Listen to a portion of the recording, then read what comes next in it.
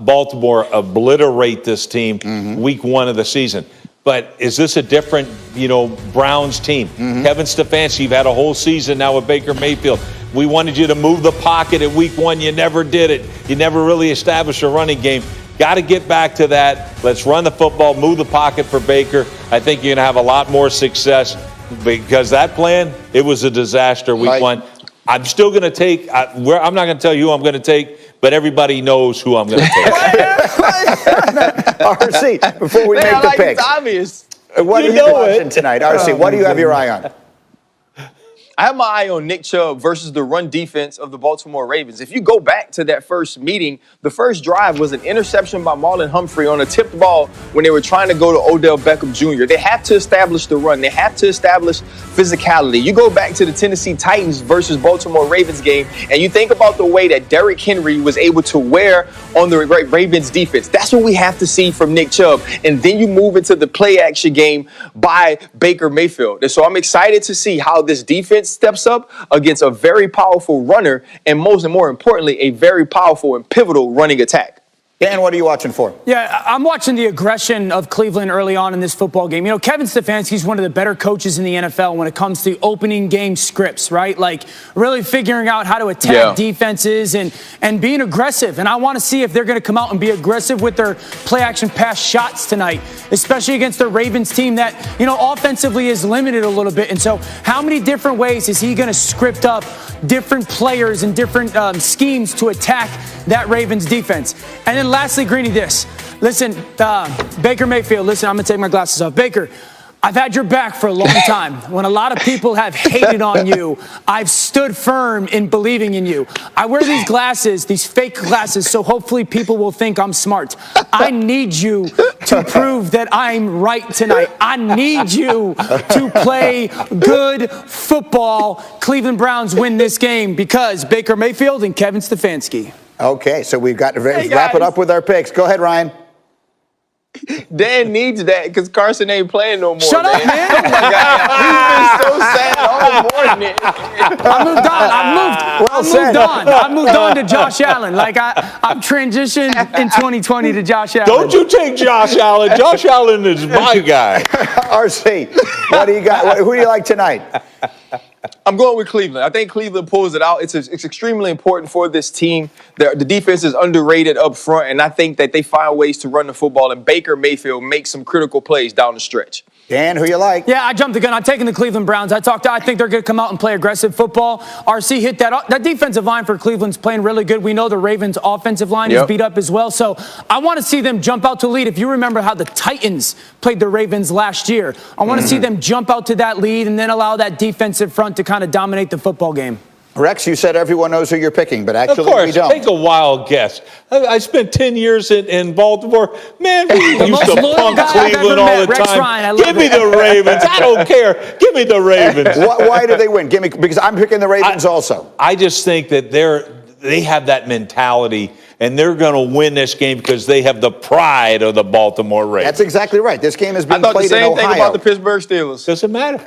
I've said it before. I said the same thing, dude. I'm going to take the Ravens until I die. That's it. And you know me. I'm from Missouri. I'm actually not from Missouri, but you still have to show me. I have seen the Ravens dominate. I have seen the Ravens. If I don't play good enough football, then I need to hang it up. But, I still feel like I can, do enough things to help this team win football games, and I'm going to do everything I can to get us back on track. Interesting. So Ryan Clark, again, my resident former Steeler. How much of this is on Ben? He's taking a lot of the responsibility. How much of the struggles, again, they lose 2 games now after an 11-0 start. How much of it do you think is on the quarterback? I don't think this is all on Seven. And I love the fact that he's taking accountability. I love the fact that he's learned how to lead through some of his failures. But this isn't all on Ben Roethlisberger. The first thing that shouldn't be happening is they shouldn't be putting everything on that 38-year-old quarterback with a rebuilt elbow. They shouldn't be asking him to throw the ball 50 times a game as we've seen him do sometimes this season. They should have a more run-prevalent offense, an offense with a little more creativity that allows some of these playmakers to get the ball in their hands. And so now that teams know that he's trying to get the ball out of his hands quickly, that they're not necessarily trying to allow Big Ben to be hit. They're triggering on the short route. They understand they'll have the one-on-one matchups down the field with the Claypools and the Washingtons from time to time. But this isn't all on Ben Roethlisberger. This is starting to be a team thing. When you lose the people you have defensively and you are so dependent on them, you have to score points. The Steelers have scored under 20 points for 3 games. The last time that happened, I was still playing for the Pittsburgh Steelers. Shout out to him, Bo, for embarrassing me and making me feel old. Also, shout out for the great stats. But that's how bad this offense is playing right now, and you can't just put that on one man.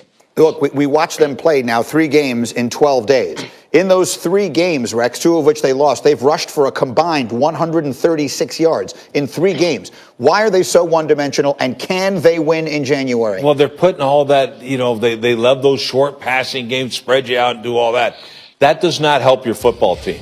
And you lose that physical play up front. Like, what the hell happened to the Pittsburgh Steelers where they can't knock anybody off the football, and they're not committed to running the ball? I guess that's the reason, but it's unreal. And now you're going to go into the playoffs and you can't run the football? Like, good luck with that, because unfortunately for you, it's going to be a quick exit. If you can't run the football, and Ryan's dead on. When he talks about they're putting way too much on Ben Roethlisberger, that's exactly what I see. We got to get back to running the football here. And so the Steelers have lost consecutive games. Period, new paragraph. Dan, let's talk about the Buffalo Bills, who, if it were not for one miracle Hail Mary from Kyler Murray, would be on a 7-game win streak. What are you seeing from them and from their quarterback? Yeah, Greeny, the wagons have been circled in Buffalo. There's not a quarterback in the AFC playoff race that I want in the fourth quarter outside of Patrick Mahomes more than Josh Allen. Like, that's what he's become. When he needs to be his best, he's the best. You watched that fourth quarter yesterday when the kind of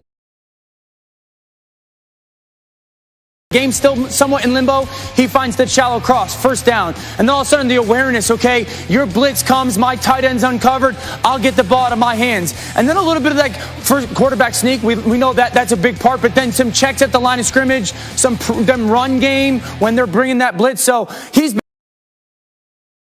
been outstanding. This is a football team that a lot of people have doubted all year. And I told everyone 6 or 7 weeks ago, this was the team that could beat the Kansas City Chiefs. And now people are kind of getting on that train because they got a quarterback that could be explosive. He goes above the X's and O's. The adjustments that their coaching staff made yesterday at halftime of getting the ball out to the perimeter and that zone blitzes and then the runs away from that. That's a big deal. Their defense is a little bit opportunistic right now. They got 10 wins, America. 7 of them are against teams that are 500 or better. 7. Don't talk to me about signature wins. They got 7. This is a signature season for the Buffalo Bills. They're the second best team in that conference and the only one that has a realistic chance of beating the Kansas City Chiefs. Super quick, RC, do you agree with that? Are they the biggest threat to Kansas City in the playoffs? They are. They are, absolutely. And for every reason that Dan mentioned, you got a quarterback that's ascended into the top tier of quarterbacks in this league, and you have a defense that's starting to get the football, which is extremely important in today's game. You look at the Miami Dolphins yesterday, it wasn't about stopping the Kansas City Chiefs. It was about turning the football over. If this team could turn the football over against the Kansas City Chiefs and give Josh Allen and this offense more opportunities with the football, it's going to be a hell of a day when we get to watch these two teams face off in the playoffs. And quickly, Rex, where is the quarterback in Buffalo at his best? Red zone and on third down. And to me, the big advantage they have over Kansas City sounds crazy. In the red zone, give me the Buffalo Bills offense in the red zone over Kansas City. And that's why I think they got, they have a difference. And Ryan, I'm curious. That dude looks like the same guy I used to face when you and I were going against each other, quarterback of the Pittsburgh Steelers. He reminds me so much of Ben Roethlisberger. Similar. Yeah. And I thought that when he came out, but I see it right now.